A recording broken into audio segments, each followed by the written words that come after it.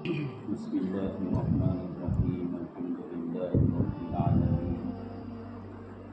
والصلاة والسلام على سيد الأنبياء والمرسلين وعلى آله وصحبه أجمعين، وبارك وسلم تسليما كثيرا أما بعد.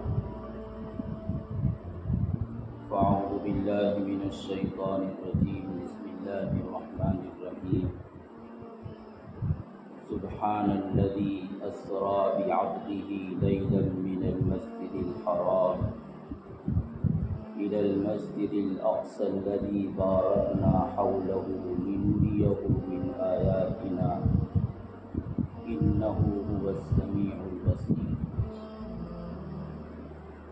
صدق الله العظيم وصدق رسوله النبي الكريم. اللہ تبارک و تعالیٰ نے اس دنیا میں اور زمین میں 3 علاقوں کو انتہائی تقدس اور عظمت عطا فرمائی ہے. ایک علاقہ مکہ المکرمہ ہے، دوسرا مدینہ المنورہ ہے، اور تیسرا ملک شام ہے، جہاں مسجد اقصی واقع ہے. اور اسی بنیاد پر کہا جاتا ہے کہ مسلمانوں کے 3 حرم ہیں، یعنی 3 مقامات وہ قابل احترام ہیں. ایک مکہ المکرمہ جہاں مسجد الحرام ہے، کعبۃ اللہ ہے، اور دوسرے مسجد نبوی جو نبی کریم صلی اللہ علیہ وسلم کی ہجرت کا مقام ہے، اور جہاں نبی کریم صلی اللہ علیہ وسلم کی زندگی کا کافی حصہ گزرا ہے، اور وہیں نبی کریم صلی اللہ علیہ وسلم کی وفات ہوئی ہے، اور وہیں پر اللہ کے رسول صلی اللہ علیہ وسلم مدفون ہیں. اور تیسرا حرم وہ مسجد اقصی ہے، جو ملک شام اور فلسطین میں واقع ہے. عموماً مسلمان مکہ المکرمہ اور مدینہ المنورہ سے تو واقف ہیں، اور ان کو اپنا حرمین سمجھتے ہیں، اور وہاں کے حالات سے کسی نہ کسی درجے میں فکر مندی اپنے دل میں محسوس کرتے ہیں. لیکن تیسرا حرم مقدس عموماً اکثر مسلمان اس کی عظمت سے، اس کے تقدس سے واقف نہیں ہیں، اور انہیں اس بات کا علم نہیں ہے کہ اللہ تبارک و تعالیٰ نے اس علاقے کو کیا مقام عطا فرمایا ہے.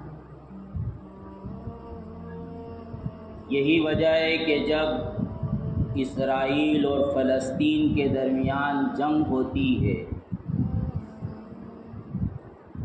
تو عام لوگوں کی طرح بہت سے مسلمان بھی یہ سمجھتے ہیں کہ یہ 2 ملکوں کی جنگ ہے، جیسے روس اور یوکرین کی جنگ ہو رہی، اور 2 ملکوں کے درمیان بہت سی مرتبہ تنازعات کھڑے ہو جاتے ہیں اور جنگیں ہوتی ہیں. تو ایسے ہی گویا فلسطین اور اسرائیل بھی 2 ملک ہیں اور ان کے درمیان جنگ ہو رہی. یا بہت سے لوگ یہ سمجھتے ہیں کہ یہ دونوں ملک کا کوئی سرحدی تنازع ہے، کہ جیسے ہمارے ملک اور بھارت اور پاکستان کے درمیان کشمیر کے تعلق سے جھگڑا چلتا رہتا ہے، کیونکہ وہ ایک سرحدی علاقہ ہے جس کے متعلق ہر ایک کو یہ دعویٰ ہے کہ یہ ہمارے ملک کا حصہ ہے، تو وہ آپس میں لڑتے رہتے ہیں۔ یا بھارت اور چین کے درمیان لداخ کا حصہ ہے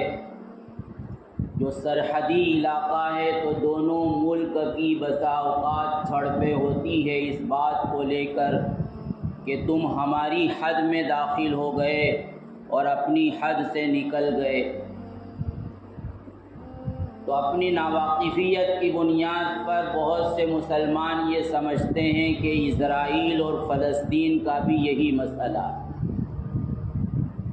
لیکن واقعہ یہ ہے کہ مسئلہ یہ نہیں ہے دوستو، بلکہ یہ کہا جائے کہ یہ اسلام اور کفر کی جنگ ہے، تو اس میں کسی طرح کا کوئی مبالغہ نہیں ہوگا۔ ملک شام نبی کریم صلی اللہ علیہ وسلم کے دور میں فقط وہ علاقہ نہیں تھا جس کو آج سیریا کہتے ہیں۔ اللہ کے رسول صلی اللہ علیہ وسلم کے دور میں ملک شام وہ آج کے سیریا، لبنان، اردن جس کو جارڈن کہتے ہیں، اور اسرائیل اور فلسطین، ان سب ممالک کے مجموعے کا نام اللہ کے رسول کے دور میں ملک شام تھا، اور عموماً احادیث میں جہاں بھی شام کا تذکرہ آیا ہے تو اس سے یہ پورا علاقہ مراد ہے۔ اس علاقے کو اللہ تبارک و تعالیٰ نے بہت سی خصوصیات سے نوازا ہے۔ قرآن مجید نے جب بھی اس علاقے کا تذکرہ کیا تو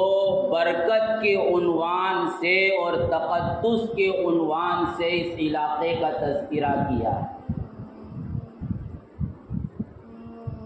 سورہ بنی اسرائیل کی پہلی آیت جس میں نبی کریم صلی اللہ علیہ وسلم کی معراج کا تذکرہ ہے، تو وہاں جب مسجد اقصیٰ کا تذکرہ آیا تو قرآن یہ کہہ رہا ہے کہ الذی بارکنا حولہ، کہ یہ وہ علاقہ ہے کہ اس کے پورے ارد گرد کے علاقے کو ہم نے برکتوں سے معمور کر رکھا۔ اس کے علاوہ قرآن میں جہاں بھی اس کا تذکرہ آیا وَنَجَّيْنَاهُ وَلُوطًا إِلَى الْأَرْضِ الَّتِي بَارَكْنَا فِيهَا لِلْعَالَمِينَ، کہ لوط علیہ السلام کی قوم پر جب عذاب آیا تھا تو ان کی بستی سے نکال کر ہم نے ان کو جہاں پہنچایا تھا، قرآن کہہ رہا ہے کہ وہ بہت بابرکت جگہ تھی، اور اس سے مراد وہی ملک شام ہے، فلسطین کا علاقہ۔ حضرت موسیٰ علیہ السلام کے تذکرے میں کہ بنی اسرائیل کو جب حضرت موسیٰ علیہ السلام کی قیادت میں مصر میں فرعون کی بدترین درجے کی غلامی سے نجات ملی تو ان کو حکم ہوا کہ تم ارض مقدسہ میں داخل ہو جاؤ، یعنی ملک شام جاؤ اور وہاں جو قوم ہے اس سے جہاد کرو اور اس علاقے کو اپنے قبضے میں لو، وہ تمہارا حق ہے۔ تو قرآن کہتا ہے کہ یا قوم ادخلوا الارض المقدسہ، یعنی تقدس والی جگہ، عظمت والی جگہ ہے یہ، یہاں تم داخل ہو جاؤ۔ بنی اسرائیل ہی کے تذکرے میں قرآن یہ کہتا ہے حضرت موسیٰ علیہ السلام کی قوم سے وعدہ کرتے ہوئے وَأَوْرَثْنَا الْقَوْمَ الَّذِينَ كَانُوا يُسْتَضْعَفُونَ مَشَارِقَ الْأَرْضِ وَمَغَارِبَهَا، التی بارکنا فیہا، کہ ہم اس قوم کو، جس قوم کو کمزور سمجھا جا رہا اور ہر موقع پر دبایا جا رہا، ہم اس قوم کو اس سرزمین کا مالک بنائیں گے جس سرزمین میں ہم نے برکتیں رکھی ہیں۔ اس سے مراد ملک شام ہے۔ حضرت سلیمان علیہ السلام کے تذکرے میں قرآن کہتا ہے وَلِسُلَيْمَانَ الرِّيحَ عَاصِفَةً تَجْرِي بِأَمْرِهِ إِلَى الْأَرْضِ الَّتِي بَارَكْنَا فِيهَا، کہ ہوائیں جب حضرت سلیمان علیہ السلام کے تخت کو لے کر اڑتی تھی تو وہ اس جگہ پر جاتی تھی جہاں اللہ تبارک و تعالیٰ فرماتے ہیں کہ ہم نے برکتیں رکھی۔ وَجَعَلْنَا بَيْنَهُمْ وَبَيْنَ الْقُرَى الَّتِي بَارَكْنَا فِيهَا قُرًى ظَاهِرًا، یہ قوم سبا کے واقعے میں جہاں حضرت شعیب علیہ السلام ایک نبی کی حیثیت سے مبعوث ہوئے تھے، اور جب قوم نے حضرت شعیب علیہ السلام کو جھٹلایا تو اللہ تبارک و تعالیٰ نے ان کو اجاڑ کر رکھ دیا۔ تو اس تعلق سے قرآن یہ کہہ رہا ہے کہ یہاں یہ ان جگہوں کے درمیان آباد تھے جن جگہوں میں ہم نے برکتیں رکھی۔ تو واقعہ یہ کہ قرآن جہاں کہیں بھی ملک شام کا، فلسطین کا تذکرہ کرتا ہے تو وہ تذکرہ اس وقت تک مکمل نہیں ہوتا جب تک کہ قرآن یہ نہ کہہ دے کہ یہ برکت والی جگہ ہے، یہ تقدس والی جگہ ہے، یہ عظمت والی جگہ ہے۔ اور نبی کریم صلی اللہ علیہ وسلم کو جب اللہ تبارک و تعالیٰ نے معراج کا شرف عطا فرمایا تو آپ کو اولاً مسجد حرام سے مسجد اقصیٰ لے جایا گیا، اور وہاں نبی کریم صلی اللہ علیہ وسلم نے پہلے نماز پڑھی، اور بہت سی روایات کے مطابق اللہ تبارک و تعالیٰ نے آپ کی آمد پر تمام انبیاء کو وہاں جمع کر دیا تھا، اور اللہ کے نبی صلی اللہ علیہ وسلم نے ان تمام نبیوں کی امامت فرمائی اور ان کو نماز پڑھائی۔ تمام نبیوں نے آپ کی ابتدا میں نماز پڑھی، تو یہ مسجد اقصیٰ کا واقعہ ہے، اور یہیں سے پھر اللہ کے نبی صلی اللہ علیہ وسلم کو معراج میں لے جایا گیا، آسمانوں کی سیر کرائی گئی، جنت و جہنم کے مناظر دکھلائے گئے، اور غیب کی بہت ساری چیزیں دکھلائی گئیں کہ جو اب تک آپ کے لیے بھی غیب میں تھی۔ اور اسی بنیاد پر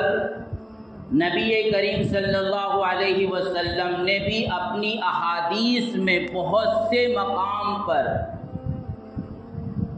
ملک شام کے مقدس ہونے کا اور اس کی فضیلت کا تذکرہ کیا ہے۔ حضرت ابراہیم علیہ السلام اصل تو ملک عراق کے رہنے والے ہیں، لیکن جب وہ ہجرت فرما کر ملک عراق کو چھوڑ کر نکلے ہیں تو اللہ تبارک و تعالیٰ نے انہیں ملک شام اور فلسطین پہنچایا تھا، اور پھر وہاں سے اللہ کے حکم سے وہ مکہ المکرمہ پہنچے، اور اسی بنیاد پر نبی کریم صلی اللہ علیہ وسلم نے یہ فرمایا کہ دنیا کی 3 مسجدیں ایسی ہیں کہ جن مسجدوں کی فضیلت کو حاصل کرنے کے لیے باقاعدہ آدمی کو سفر کرنا چاہیے، ورنہ اس کے علاوہ دنیا کی تمام مساجدیں برابر ہیں۔ یہاں آپ نماز پڑھیں گے، اس کا آپ کو جو ثواب ملے گا وہی ثواب آپ کو دنیا کی کسی بھی مسجد میں آپ پہنچ جائیں اور وہاں جا کر نماز پڑھیں تو اس کا آپ کو وہی ثواب ملے گا اس ثواب میں ذرہ برابر بھی اضافہ نہیں ہوگا۔ اور اسی بنیاد پر علماء کی ایک جماعت کی یہ رائے ہے کہ باقاعدہ کسی مسجد میں نماز پڑھنے کے لیے، کسی خاص مسجد میں اعتکاف کرنے کے لیے، یا کسی خاص مسجد کی کوئی خاص فضیلت سمجھ کر وہاں کی زیارت کرنے کے لیے سفر کرنا بھی جائز نہیں۔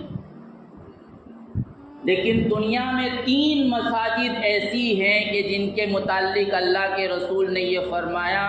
کہ وہاں باقاعدہ سفر کیا جانا چاہیے۔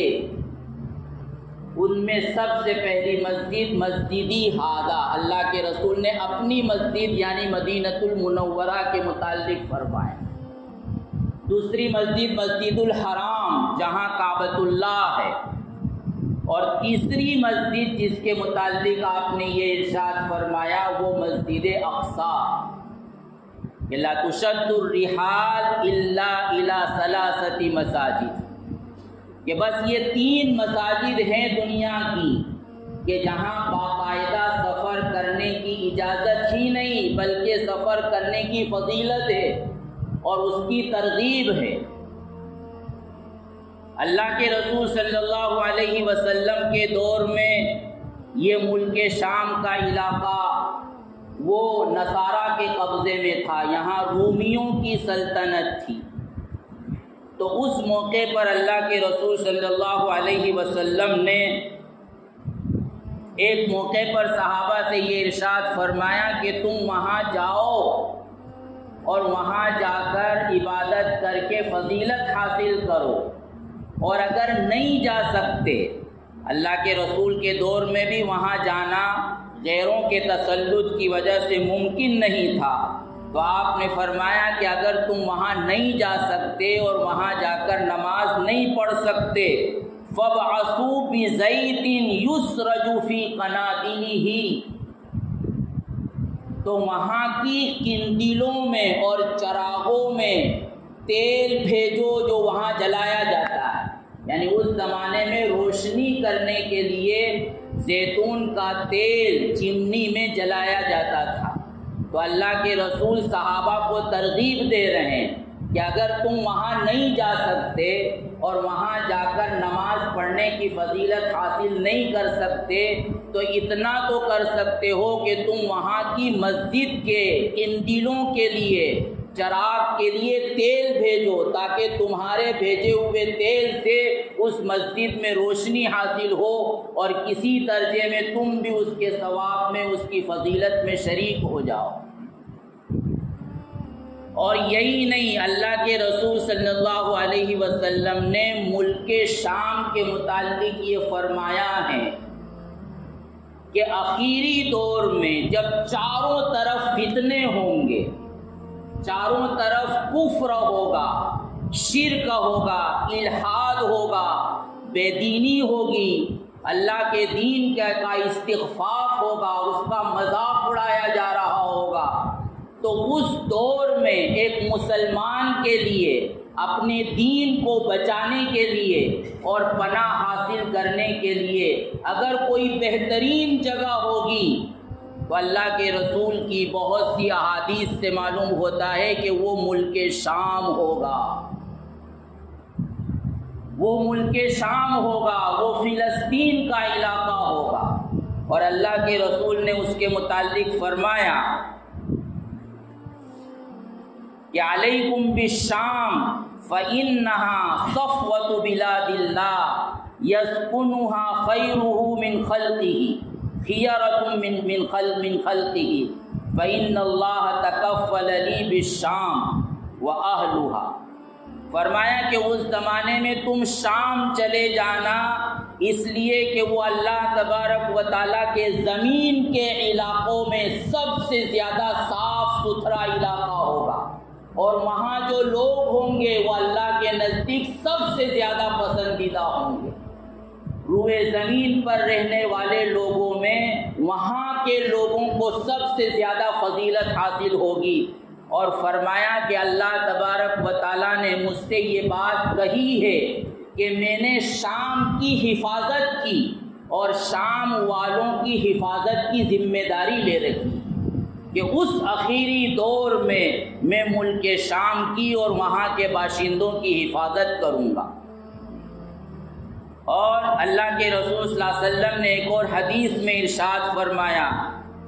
کہ اگر شام ہی میں فساد ہو جائے گا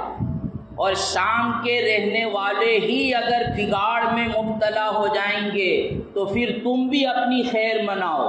یعنی تم بھی پھر خیر سے نہیں رہ سکتے، تمہارے اندر بھی صلاح نہیں رہ سکتی، تم بھی اپنے دین پر قائم نہیں رہ سکتے اگر وہاں سے خیر ختم ہو گئی۔ اور آپ نے فرمایا کہ لا تزال طائفۃ من امتی منصورین لا تضرهم لا يضرهم من خذلهم حتى تقوم الساعة، کہ اللہ تبارک و تعالیٰ یہ فرماتے ہیں کہ اس دنیا میں اللہ کے نبی کی امت میں ہمیشہ ایک جماعت وہ حق پر ہوگی، حق پر قائم رہے گی،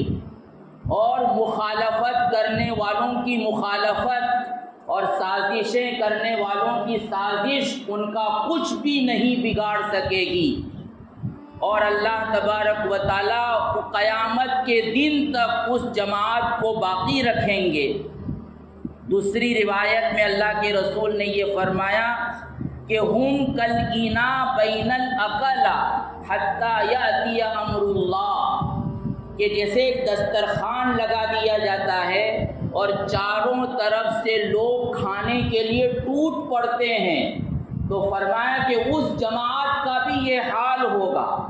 کہ وہ درمیان میں ہوگی اور چاروں طرف سے اس پر حملے ہو رہے ہوں گے اور لوگ ان کو ناکام بنانے کی کوشش کر رہے ہوں گے، لیکن اس کے باوجود فرمایا کہ وہ حق پر جمے رہیں گے، حق پر ڈٹے رہیں گے۔ یہ تمام تر مصائب اور آزمائش حق سے ان کے قدموں کو ڈگمگا نہیں سکیں گے۔ بعض صحابہ نے پوچھ لیا اللہ کے رسول یہ کون لوگ ہوں گے اور اس وقت تک کہاں ہوں گے؟ قلنا یا رسول اللہ این ہم، ایسے لوگ کہاں پائے جائیں گے اس فتنے کے زمانے میں؟ تو اللہ کے رسول نے فرمایا کہ ہم بھی اکنافی بیت المقدس، کہ وہ بیت المقدس کے اطراف میں ہوں گے۔ تو ملک شام، فلسطین اور بیت المقدس کا علاقہ دوستو دنیا کے عام علاقوں کی طرح نہیں ہے، دنیا کے عام ملکوں کی طرح نہیں ہے کہ ہم وہاں کی جنگ کو دو ملکوں کی جنگ سمجھیں یا دو پڑوسی ملکوں کا سرحدی تنازع سمجھیں۔ واقعہ نہیں ہے، ایسا نہیں ہے، بلکہ یہ قیامت کی بڑی نشانیوں میں سے ہے اور یہ انتہائی فتنے کے آغاز کی ایک علامت ہے۔ اللہ کے رسول نے ملک شام کے متعلق یہ فرمایا کہ جیسے اللہ نے زمین کی ابتدا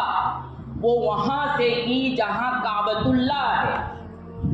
تو اللہ تبارک و تعالیٰ قیامت کے دن تمام لوگوں کے لیے محشر اور منشر وہ ملک شام کو بنائے گا۔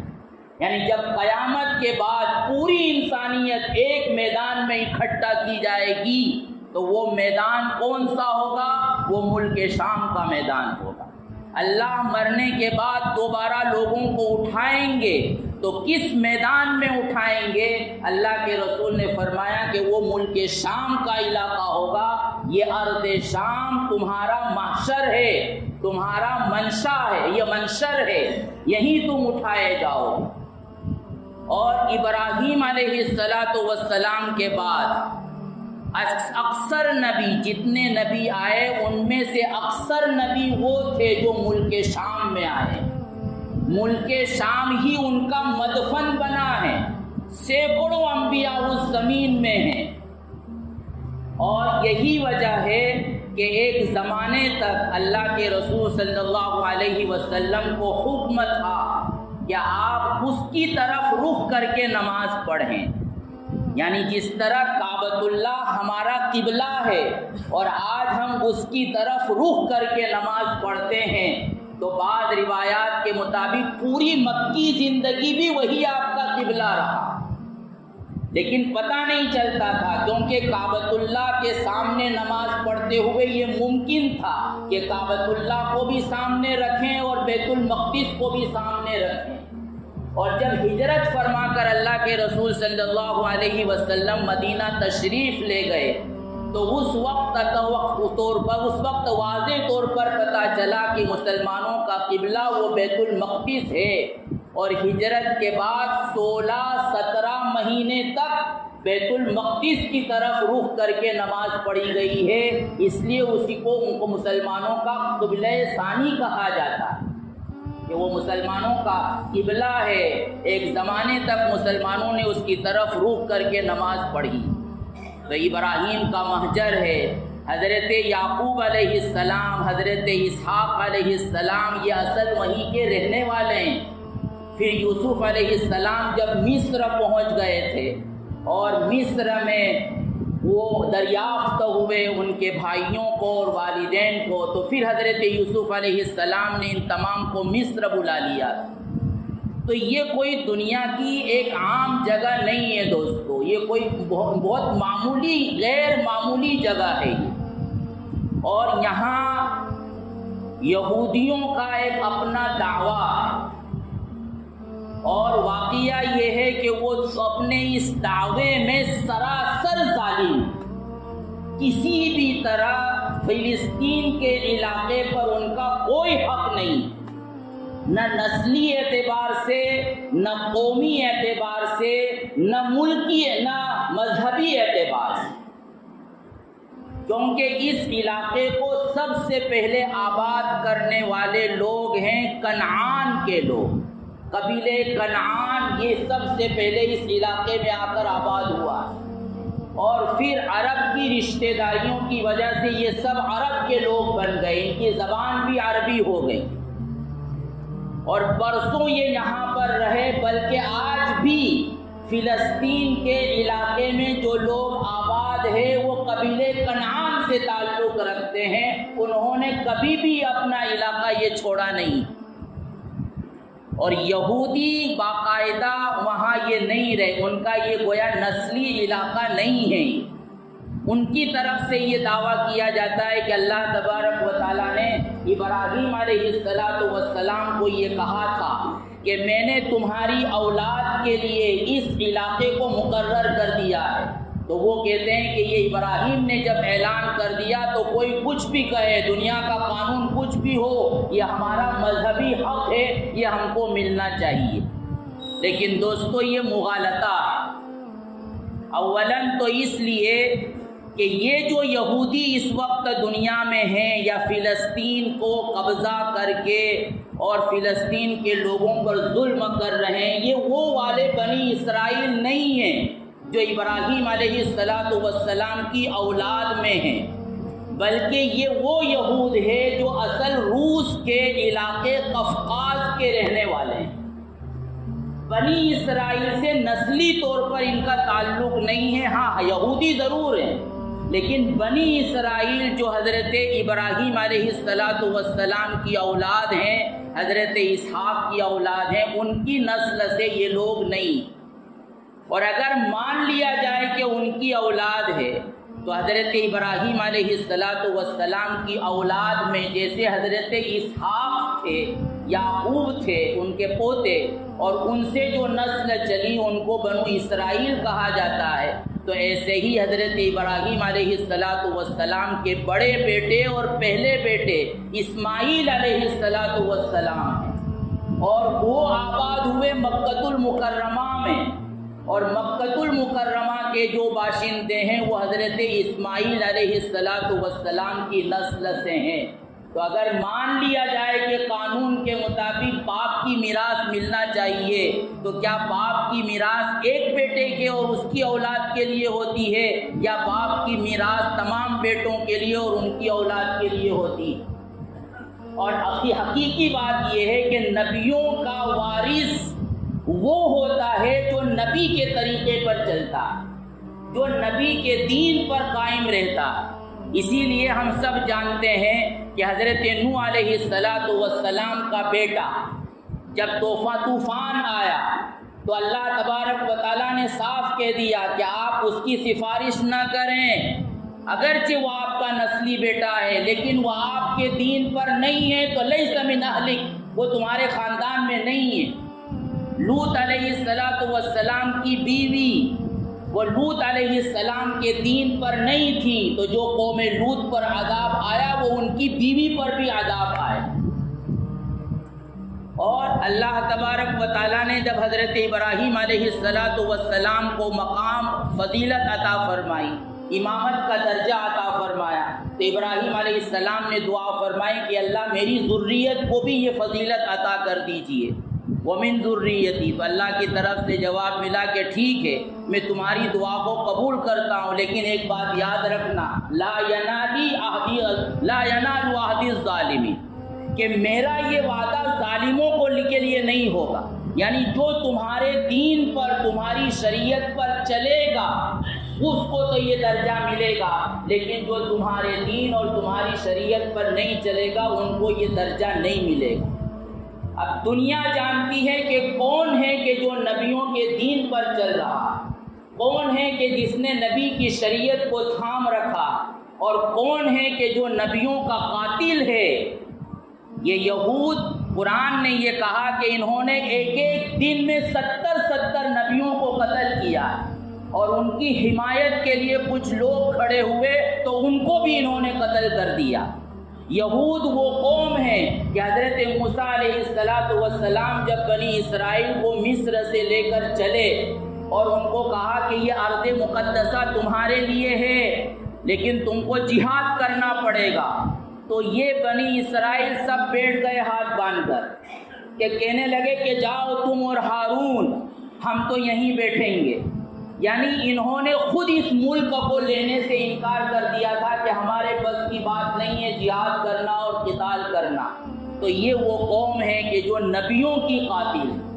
اور یہ وہ قوم ہے کہ جنہوں نے حضرت موسیٰ علیہ السلام کو قدم قدم پر جھٹلایا ہے، قدم قدم پر پریشان کیا۔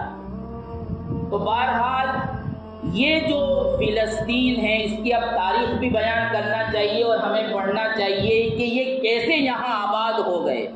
اور دنیا نے ان کو کیسے یہاں جگہ دے دی۔ بہرحال وقت نہیں ہے، لیکن جو نصوص پیش کیے گئے، قرآن کی آیات اور احادیث پیش کی گئی، اس سے ہمیں اتنی بات تو یاد رکھنا چاہیے کہ یہ دنیا کا کوئی عام ملک نہیں ہے، دنیا کا یہ کوئی عام علاقہ نہیں ہے کہ وہ جانیں اور ان کے وہاں کے لوگ جانیں۔